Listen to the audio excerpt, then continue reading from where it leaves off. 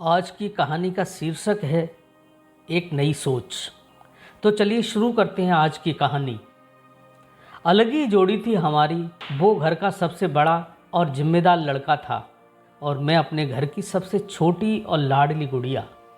वो क्रोध को पी जाता था और गुस्सा मेरी नाक पर रहता था। माँ, पापा को बोल दो ना ये शादी रोक दें, मैं ये शादी नहीं करना चाहती। श्रद्धा के स्वर बता रहे थे कि उसने ये बात दिल से बोली है। पुष्पा अवाक होकर श्रद्धा को देखती रह गई। श्रद्धा की आंखों से आंसू छलक रहे थे। उसका दिल हिल गया। अरे ये क्या कह रही है तू? पुष्पा चीख पड़ी। अरे तूने ही तो कहा था कि मैं इस लड़के से स्कूल टाइम से प्यार करती हूँ। अब 4 दिन बाद बारात आने वाली है और तू कह रही है कि शादी रोक दो। पुष्पा के मन में 1000 तरह की आशंकाओं के बादल घुमड़ने लगे। अभी 1 महीने पहले ही रेडिसन होटल में साथ में भोजन करते हुए दोनों परिवारों ने विवाह की सहमति दी थी। फिर अब ऐसा क्या हुआ? क्या आनंद से कोई झगड़ा हुआ है? कोई बात है तो बताओ। नहीं मम्मी, आनंद तो मेरा हीरा है, वो दिल के बहुत करीब है, श्रद्धा ने तत्परता से पुष्पा को बताया। और ऐसा कहते हुए उसके चेहरे पर अचानक लाली सी छा गई। माँ कुछ आश्वस्त होते हुए फिर पूछने लगी, फिर क्या बात है बेटी? उन लोगों की फरमाइश आहत कर रही है माँ। श्रद्धा बहुत ही दयनीय स्वर में बोली। तुम्हारी शादी तो हमारा एक सपना ही तो है, जिसके लिए पाई पाई इकट्ठा कर रहे हैं। आज जब वो सपना साकार हो रहा है तो परेशानी कैसी? और अपने यहाँ दूल्हे का बाप तो हजारों लाखों की फरमाइश करते हैं। तुम्हारे ससुर ने मात्र एक फरमाइश की है, वो भी बताई नहीं है। कह रहे हैं कि शादी के बाद बताऊंगा। मुझे कोई समस्या नहीं दिख रही। पुष्पा श्रद्धा के गाल थपथपा के बोली। फिर ऐसी क्या फरमाइश हो सकती है? श्रद्धा का दिमाग फटने को था। क्या अविश्वास की जमीन पर बने संबंध मजबूत और लंबे होंगे? श्रद्धा ने जब आनंद से इस बाबत बात की तो उसने कहा, मुझे तो कुछ नहीं पता। बड़ी किंग कर्तव्य विमूढ़ की स्थिति थी। ये सब सोचना हमारा काम है। तुम्हारे ससुर जाने माने सीए हैं। दिल्ली के दिल कनॉट प्लेस में उनका कार्यालय है। धन मान की कोई कमी नहीं।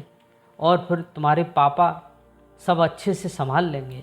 लेकिन पुष्पा के मन की चिंता न घटी। श्रद्धा की होने वाली सास तो बहुत समझदार है, लेकिन सुना है ससुर बहुत कंजूस हैं। बेटी के प्रेम विवाह को पारिवारिक समारोह तो बना लिया। यह एक नई बात थी कि ससुर ने कहा था कि मेरी एक फरमाइश शादी के बाद पूरी करनी होगी। खैर, शादी का दिन भी आ गया था। श्रद्धा बेहद खुश थी। उसके स्कूल का दोस्त, सपनों का राजकुमार, अब दिल का राजा जो बन रहा था। हाथों में मेहंदी थी। मेहंदी में उसका नाम छुपा था। बस इंतजार पिया के आने का था। श्रद्धा की माँ पुष्पा भी जबरदस्त लग रही थी। आखिर समधी जी से मुलाकात जो होनी थी। बरमाला हो चुकी थी। फेरे डाले जा चुके थे। अधिकतर रिश्तेदार भी लौट चुके थे। सीए साहब यानी ससुर जी शादी के फेरे देखने के बाद अधलेटे से थे। विदाई की तैयारी हो रही थी। तभी पुष्पा वहाँ पहुंचकर बोली, सुनिए समधी जी, आपकी क्या फरमाइश है? बताइए ना, अब तो शादी भी हो चुकी है। ससुर जी बोले, मेरी फरमाइश है कि आप आनंद और श्रद्धा की शादी के खर्चे का हिसाब लिख कर दीजिए। पुष्पा ने पूछा, ऐसा क्या करेंगे जानकर? जब आपने दहेज नहीं मांगा तो हिसाब क्यों? देखें समधन जी, जो हमारी फरमाइश थी हमने कह दी। आगे आपका मन। पुष्पा सोचते हुए चल उठी और फिर सवेरे विदा होकर श्रद्धा ससुराल आ गई।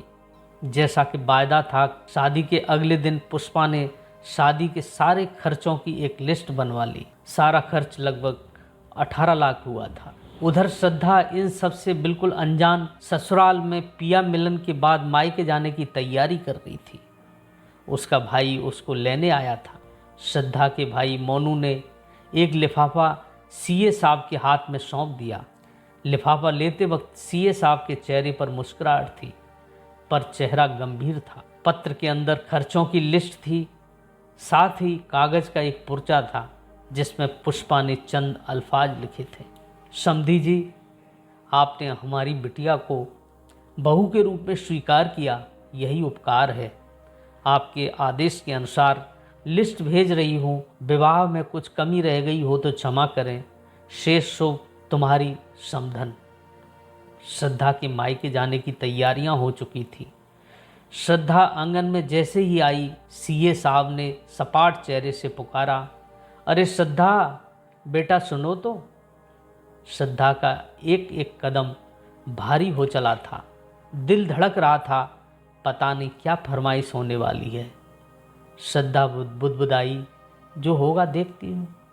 ये तो बड़ी लालची निकले, दहेज के राक्षस, लिखकर दहेज मांग रहे हैं।